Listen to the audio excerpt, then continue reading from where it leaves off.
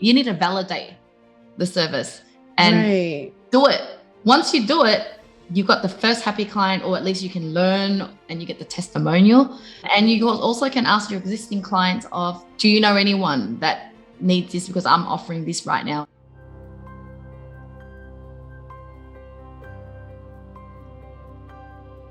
Hey guys, welcome back to my channel. Now in today's episode, I'm going to share a little segment from my mentoring session with my student named Stacy. Now her question is, how does she transition from her current role in her business as a virtual assistant, moving into developing a niche service business using outsourcing? So this is where I'm going to coach her and advise her on what I would do if I was in her shoes, how to actually still service your existing client, and how do you have time, and what is the next step in building a new business basing around outsourcing, because it really takes a bit of a transitioning period where you need to still keep your existing business while you develop into this new business of yours. So listen up as I share some honest advice with Stacy.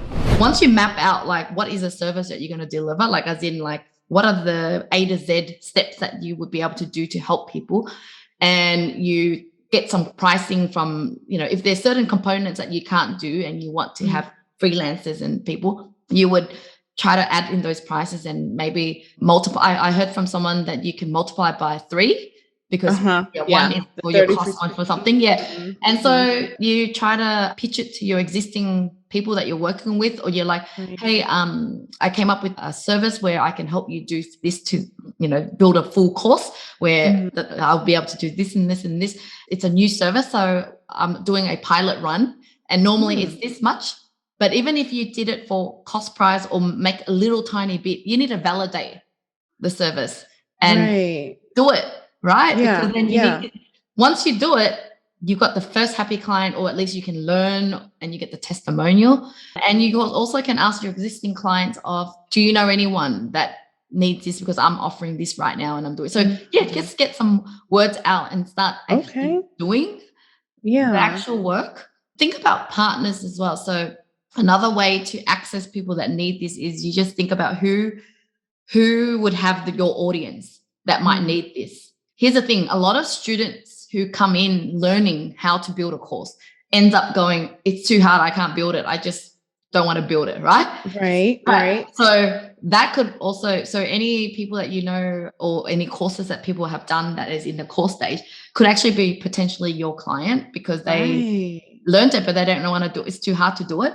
But you just need to find the right one, because some of them don't have the money. That's why they're learning the do it yourself. Right. People are just learning because there's no one else doing that done for you service. Right? So when I was doing YouTube, I was actually looking for a done for you service. Like I actually just didn't want to learn it. I just want to do it, but there was nothing out there. So I went through a course and learned how to do the thing. I mean, after I learned it, I'm like, oh my God, it's so hard. It's so hard to do it all together. And because there was no other choice, I just had to learn and figure out myself. Right. Yeah.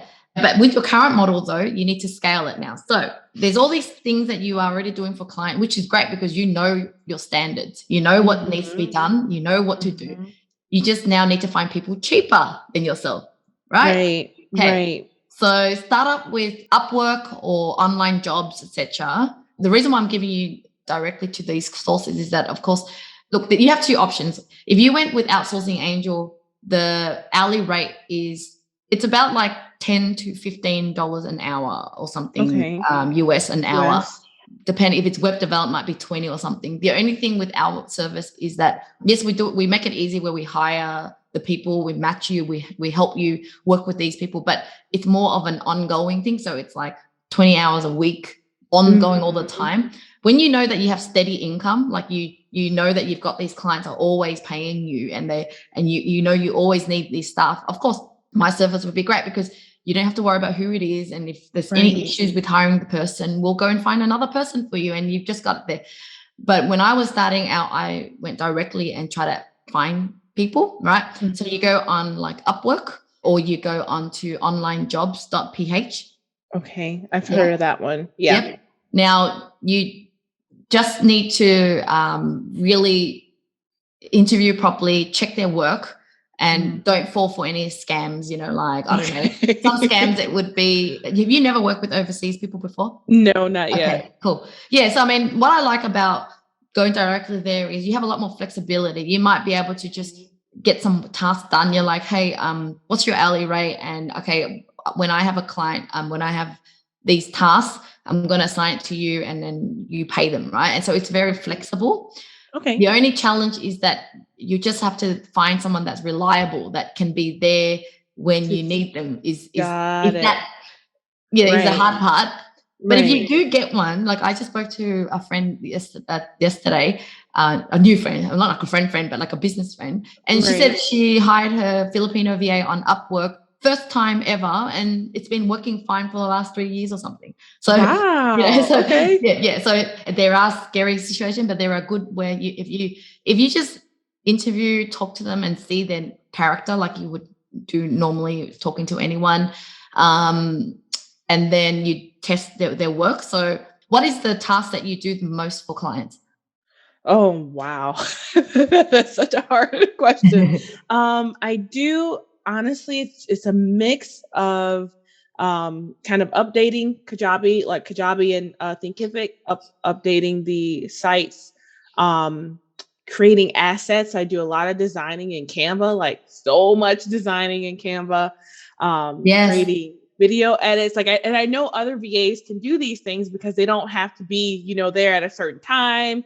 It can be done, you complete it whenever, but that really is what takes up the most, the majority of my time is doing the design work. Yeah. There's also a design company that my friend owns, and the model is this: you actually pay, I think 600 Australian dollars. It's not even US. So it's not that much. It's a lot cheaper a month, and you get unlimited designs.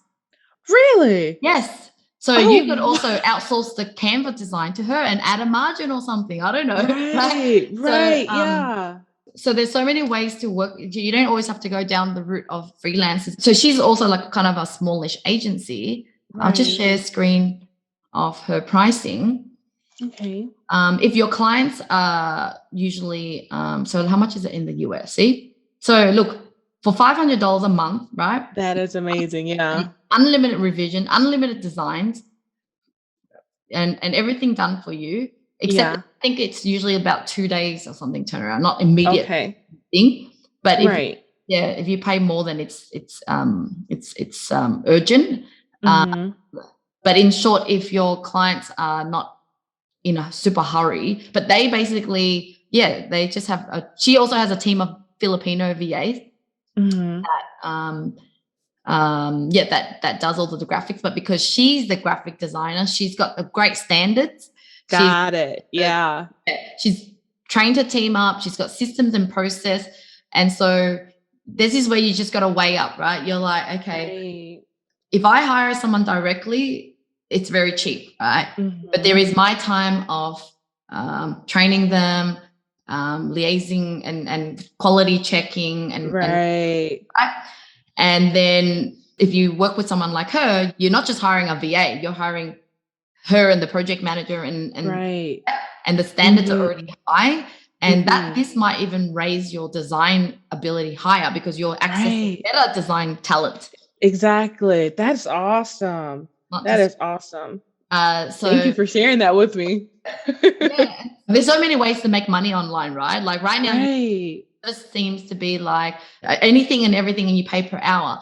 What if you have a new drop-down service that it's like I can do unlimited designs or say have a word with her, right? And you can figure out, okay, in a month, if I was to give you ongoing design, how many is that usually? Is it like 20 pieces of social media posts or 30 or what it is? And you can actually have some of these packages that are on your website and you can sell it and pitch it to your client, but you don't have to do the work. You're just project managing it. Right.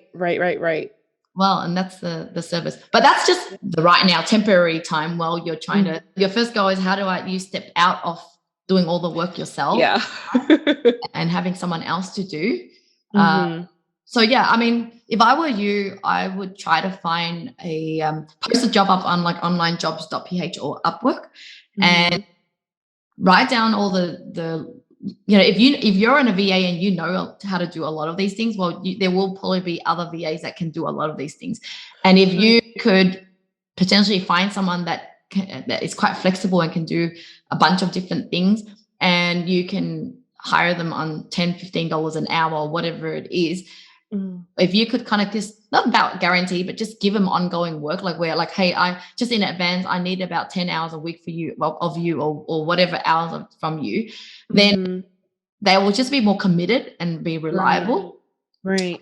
And that way you can start to, at the beginning, offload just random things. You're like, you've got this Canva task, you've got this task or whatever. And Yeah, that's what I'm doing now. Yeah. It's like I need to duplicate. Yeah. I need to duplicate or triplicate. Yeah.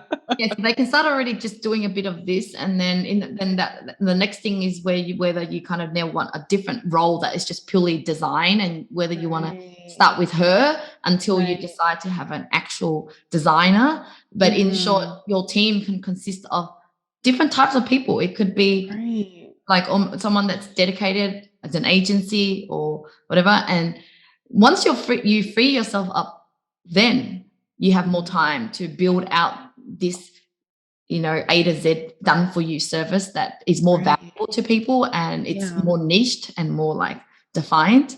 Yeah. Thank you so much for watching, guys. Love to hear in the comments below if you enjoyed this episode or you have any questions for myself. And otherwise, if you enjoyed learning about outsourcing or growing a business with outsourcing, I have more videos for you over here.